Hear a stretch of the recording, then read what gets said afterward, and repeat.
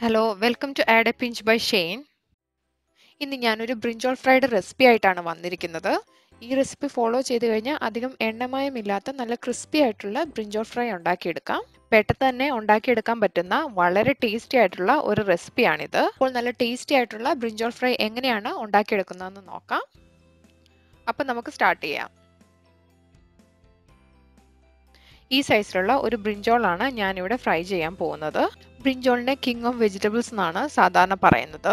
Recipe start ചെയ്യുന്നതിന് മുമ്പ് ഇതിന്റെ ബെനിഫിറ്റ്സും അതുപോലെ തന്നെ ഇതെങ്ങനെയാണ് സെലക്ട് ചെയ്യുന്നതെന്നും ഒന്ന് നോക്കാം.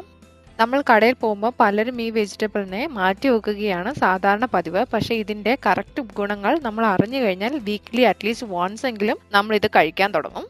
ഇവിടെ റൈറ്റ് സൈഡിൽ ഞാൻ 1 കപ്പ് റോ എഗ് പ്ലാന്റിൽ എന്തൊക്കെ കണ്ടന്റ് ഉണ്ടെന്നുള്ളത് എഴുതിയിട്ടുണ്ട്. നിങ്ങൾക്കത് നോക്കിയാൽ മനസ്സിലാകും ഇത് low calorie high fibre food ആണെന്ന്.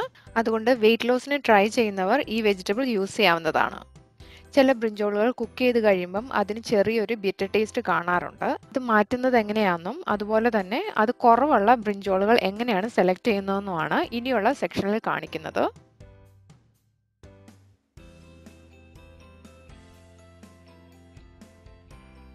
ഞാനിവിടെ എഴുതിയേക്കുന്നത് ഒന്നും തന്നെ സെപ്പറേറ്റ് ആയിട്ട് പറഞ്ഞ സമയം കളയുന്നില്ല. ഇനി നമ്മൾ ഇതെങ്ങനെയാണ് സെലക്ട് ചെയ്യുന്നതെന്ന് നോക്കാം. ഇത് സെലക്ട് ചെയ്യുന്ന സമയത്ത് ബെല്ലി ബട്ടൺ നോക്കി അത് റൗണ്ട് ആയിട്ടിരിക്കുന്ന മെയിൽ ബ്രിഞ്ചോളുകൾ സെലക്ട് ചെയ്യാൻ നോക്കണം. അതിനകത്ത് സീഡ്സ് വളരെ കുറവായിരിക്കും. അതുകൊണ്ട് നിങ്ങൾ കുക്ക് ചെയ്ത് കഴിയുമ്പം അധികം ബിറ്റർ ടേസ്റ്റ് കാണത്തില്ല. ഇതിനകത്തുള്ള സീഡ്സ് ആണ് നമ്മൾ കറി വെക്കുമ്പം ബിറ്റർ ടേസ്റ്റ് ആയിട്ട് വരുന്നത്.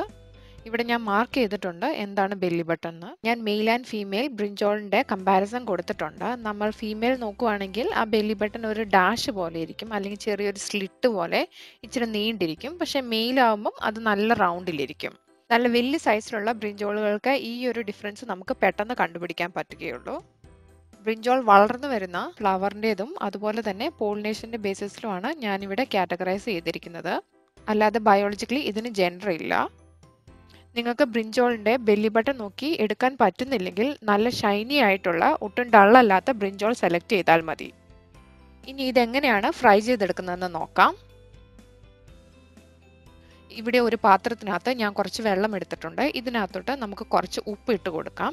ഈ ഉപ്പ് വെള്ളത്തിലാണ് നമ്മൾ ബ്രിഞ്ചോൾ കട്ട് ചെയ്തതിന് ശേഷം ഇട്ട് വെക്കുന്നത്. അല്ലാതെ ഡയറക്റ്റ് ബ്രിഞ്ചോൾ കട്ട് ചെയ്ത് വെച്ച് കഴിഞ്ഞാൽ അത് ഓക്സിഡൈസ് ആയി കളർ മാറാൻ ചാൻസ് ഉണ്ട്. അതിനു വേണ്ടിയിട്ടാണ് ഇങ്ങനെ ചെയ്യുന്നത്. അതുപോലെ തന്നെ ഉപ്പുവെള്ളത്തിലിട്ട് ഒരു 15 തൊട്ട് 20 മിനിറ്റ് വരെ വെക്കുകയാണെങ്കിൽ അതിനകത്തുള്ള ആ ഒരു ബിറ്റർ ടേസ്റ്റ് ഒക്കെ മാറി കുറച്ചും കൂടി നല്ലൊരു ടേസ്റ്റ് ആയിട്ട് മാറും. ഇനി ഈ വെള്ളം മാറ്റി വെച്ചതിന് ശേഷം നമുക്ക് ബ്രിഞ്ചോൾ കട്ട് ചെയ്തെടുക്കാം. ഞാനിവിടെ ഈ ഒരു വലിപ്പത്തിലാണ് ബ്രിഞ്ചോൾ കട്ട് ചെയ്തെടുത്തിരിക്കുന്നത്. അല്ലാതെ ഒത്തിരി തിക്കായിട്ടല്ല ഇവിടെ ഫ്രൈ ചെയ്യാൻ വേണ്ടി എടുക്കുന്നത്. ബ്രിഞ്ചോളിന്റെ ആ ഒരു ബിറ്റർ ടേസ്റ്റ് നിങ്ങൾക്ക് ഇഷ്ടമാണെങ്കിൽ ഇങ്ങനെ ഉപ്പുവെള്ളത്തിലിട്ട് വെക്കേണ്ട കാര്യമില്ല. നിങ്ങൾ ഡയറക്റ്റ് തന്നെ മസാല പുരട്ടി ഫ്രൈ ചെയ്തെടുത്താൽ മതി. ഇപ്പോൾ ബ്രിഞ്ചോൾ മുഴുവൻ ഞാൻ കട്ട് ചെയ്തെടുത്തിട്ടുണ്ട്. ഇനി നമുക്കിത് ഉപ്പുവെള്ളത്തിലിട്ട് വെക്കാം. നിങ്ങളുടെ കയ്യിൽ നീളത്തിലുള്ള ബ്രിഞ്ചോളാണ് കിട്ടുന്നതെങ്കിൽ അതിനെ ഒരു 4 കട്ട് ചെയ്തതിന് ശേഷം ഇങ്ങനെ തന്നെ ഉപ്പുവെള്ളത്തിലിട്ട് വെക്കാവുന്നതാണ്. ഇനി ഇത് അടച്ചു മാറ്റി വെച്ചിട്ട് ഇതിന്റെ മസാല റെഡിയാക്കാം. ഒരു പാത്രം എടുത്ത് അതിനകത്തൂടെ 2 ടേബിൾ സ്പൂൺ കോൺഫ്ലവറും 1/2 ടേബിൾ സ്പൂൺ അരിപ്പൊടിയും ചേർത്ത് കൊടുക്കാം. ഇവിടെ ഞാൻ പുട്ടിനൊക്കെ യൂസ് ചെയ്യുന്ന അരിപ്പൊടിയാണ് എടുത്തിരിക്കുന്നത്. ഇനി ഇതിലോട്ട് 1 ടേബിൾ സ്പൂൺ മുളക് പൊടിയും 1/2 ടീസ്പൂൺ മഞ്ഞൾപ്പൊടിയും കുരുമുളക് പൊടിയും ചേർത്ത് കൊടുക്കാം. ഇതിനൂടെ ഞാൻ 1/2 ടേബിൾ സ്പൂൺ വെളുത്തുള്ളിയുടെ പേസ്റ്റ് ചേർക്കുകയാണ്. ഇവിടെ നമ്മൾ ബ്രിഞ്ചോൾ ഫ്രൈ ചെയ്യുമ്പം ഗാർലിക്കിൻ്റെ ആ ഒരു ഫ്ലേവർ ഫ്രൈയിൽ വരുന്നത് വളരെ ടേസ്റ്റിയാണ്. ഗാർലിക് പേസ്റ്റ് ചേർത്ത് കഴിഞ്ഞാൽ നമ്മൾ സാധാരണ മുളകും മഞ്ഞളും പുരട്ടി വറുക്കുന്നതിനേക്കാൾ ഇരട്ടി ടേസ്റ്റ് ആയിരിക്കും. ഇതിലോട്ട് കുറച്ച് വെള്ളം ഒഴിച്ചു കൊടുത്ത് നമുക്ക് ശരിക്കും ഒന്ന് മിക്സ് ചെയ്തെടുക്കാം. ഫിഷ് ഫ്രൈയുടെ മസാല ഉണ്ടാക്കിയെടുക്കുന്നത് പോലെ ആ ഒരു കൺസിസ്റ്റൻസിയിൽ വേണം ഇവിടെ ഉണ്ടാക്കിയെടുക്കാൻ.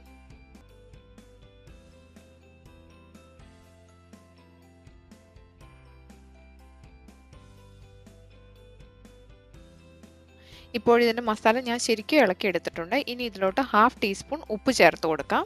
ഇതൊന്ന് ശരിക്കും ഇളക്കി കൊടുത്തതിന് ശേഷം നമ്മൾ മാറ്റി വെച്ചിരിക്കുന്ന ബ്രിഞ്ചോൾ പീസസ് സാധാരണ വെള്ളത്തിൽ ഒന്ന് കഴുകിയെടുക്കാം. അതിനുശേഷം ഈ മസാലയ്ക്കകത്ത് ഇട്ട് കൊടുത്ത് നമുക്ക് മിക്സ് ചെയ്തെടുക്കാം. ഇപ്പോൾ ബ്രിഞ്ചോൾ പീസസ് ഞാൻ സാധാരണ വെള്ളത്തിൽ കഴുകിയെടുത്തോണ്ട് വന്നിട്ടുണ്ട്. ഇപ്പോഴും ഞാൻ വെള്ളത്തിൽ തന്നെയാണ് ഇതിൻ്റെ പീസസ് ഇട്ട് വെച്ചിരിക്കുന്നത്, അല്ലെങ്കിൽ അതിൻ്റെ കളർ മാറാൻ ചാൻസ് ഉണ്ട്. ഇപ്പം നിങ്ങൾക്ക് നോക്കിയാൽ മനസ്സിലാകും അതിൻ്റെ കളർ ഒന്നും ചേഞ്ച് ആയിട്ടില്ല.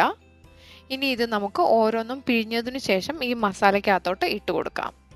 ശരിക്കും വെള്ളം മാറ്റിയിട്ടാണ് നമ്മൾ ഈ മസാലയ്ക്കകത്തോട്ട് ഇടുന്നത്, എങ്കിലും നമ്മുടെ മസാലയിൽ കുറച്ച് വെള്ളം കൂടാൻ ചാൻസ് ഉണ്ട്.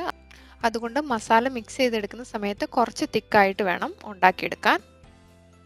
ഞാനിവിടെ ബാച്ചസ് ആയിട്ടാണ് ഫ്രൈ ചെയ്തെടുക്കുന്നത്. ആദ്യമേ കുറച്ചെടുത്ത് ശരിക്കും മസാലയിൽ മിക്സ് ചെയ്തിട്ട് ഒരു 5 മിനിറ്റ് ഞാൻ മാറ്റി വെക്കും. അതിനുശേഷമാണ് ഫ്രൈ ചെയ്തെടുക്കുന്നത്.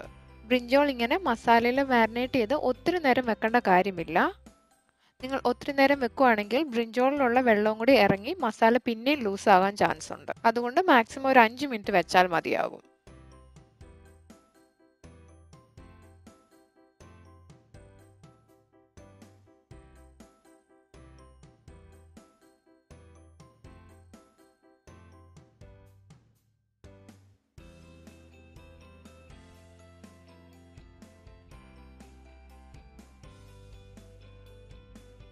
ഇപ്പോൾ ബ്രിഞ്ചോൾ പീസസ് ഞാൻ ശരിക്കും മസാലയിൽ മാരിനേറ്റ് ചെയ്തെടുത്തിട്ടുണ്ട്. ഇനി ഇത് നമുക്ക് മാറ്റി വെക്കാം. അതിനുശേഷം 5 മിനിറ്റ് കഴിഞ്ഞ് നമുക്ക് ഫ്രൈ ചെയ്തെടുക്കാം. ഒരു പാൻ എടുത്ത് അതിനകത്ത് ഞാൻ കുറച്ച് കോക്കനട്ട് ഓയിൽ ഒഴിച്ചു കൊടുത്തിട്ടുണ്ട്. ഇതൊന്ന് ചൂടായി വരുമ്പം നമുക്ക് ബ്രിഞ്ചോൾ പീസസ് ഇട്ട് ഓരോന്ന് ഫ്രൈ ചെയ്തെടുക്കാം.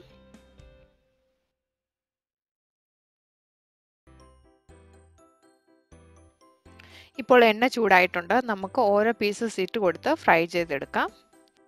വളരെ പെട്ടെന്ന് തന്നെ ഫ്രൈ ചെയ്തെടുക്കാൻ പറ്റുന്ന ഒരു വെജിറ്റബിൾ ആണിത്. മാക്സിമം 2 to 3 മിനിറ്റ്സ് ഓരോ സൈഡ് വേണ്ടി വരികയുള്ളൂ ഇത് ഫ്രൈ ചെയ്ത് കിട്ടാൻ. അതുപോലെ തന്നെ ഇത് എണ്ണയിലിട്ട് ഒത്തിരി നേരം ഫ്രൈ ചെയ്യേണ്ട കാര്യമില്ല. നമ്മൾ ഗാർലിക്കിൻ്റെ പേസ്റ്റ് ആഡ് ചെയ്തേക്കുന്നത് കൊണ്ട് മസാല കരിഞ്ഞു കഴിഞ്ഞാൽ അതിന് വേറൊരു ടേസ്റ്റായിട്ട് മാറാൻ ചാൻസ് ഉണ്ട്. കോൺഫ്ലവറും റൈസ് ഫ്ലവറും ഇവിടെ മസാലയിൽ നമ്മൾ ചേർത്തേക്കുന്നത് കൊണ്ട് ഇത് ഫ്രൈ ചെയ്ത് കഴിയുമ്പം നല്ലൊരു ക്രിസ്പിനെസ് കാണും.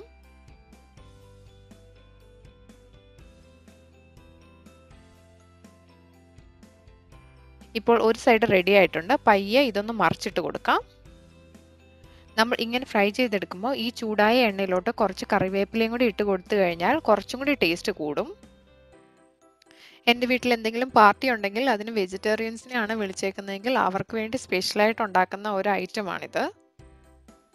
ഇത് കഴിക്കുമ്പോൾ ഇപ്പോഴും നല്ല ചൂടോടെ കഴിക്കുന്നതായിരിക്കും കൂടുതൽ ടേസ്റ്റി. പനീർ കഴിഞ്ഞാൽ എൻ്റെ നോർത്ത് ഇന്ത്യൻ ഫ്രണ്ട്സിന് ഏറ്റവും ഇഷ്ടമുള്ള ഒരു വെജിറ്റബിൾ ആണിത്.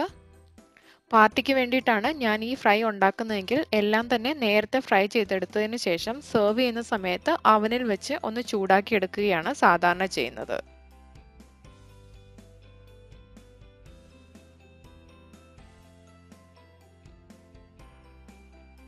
ഇപ്പോൾ ഇത് റെഡി ആയിട്ടുണ്ട്. ഇതിൻ്റെ എണ്ണയിൽ നിന്ന് മാറ്റി ബാക്കിയുള്ളത് ഫ്രൈ ചെയ്തെടുക്കാം. നോയമ്പെടുക്കുന്ന സമയങ്ങളിൽ നോൺ വെജ് ഫ്രൈക്ക് പകരമായിട്ട് ഞാൻ എപ്പോഴും ഉണ്ടാക്കുന്ന ഒരു ഐറ്റമാണിത്. ഈ ഫ്രൈ ഉണ്ടെങ്കിൽ കൂടെ ജസ്റ്റ് ഒരു മോരുകറി മാത്രം മതി നമുക്ക് ചോറ് കഴിക്കാൻ.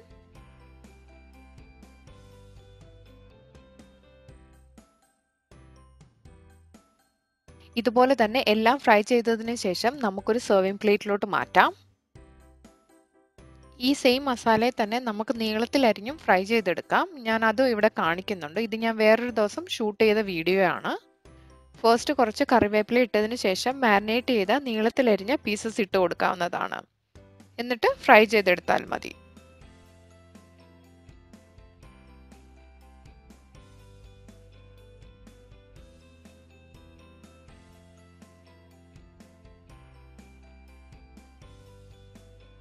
ഇപ്പോൾ ഫ്രൈ ചെയ്തതെല്ലാം ഞാനൊരു സെർവിങ് പ്ലേറ്റിലോട്ട് മാറ്റിയിട്ടുണ്ട്.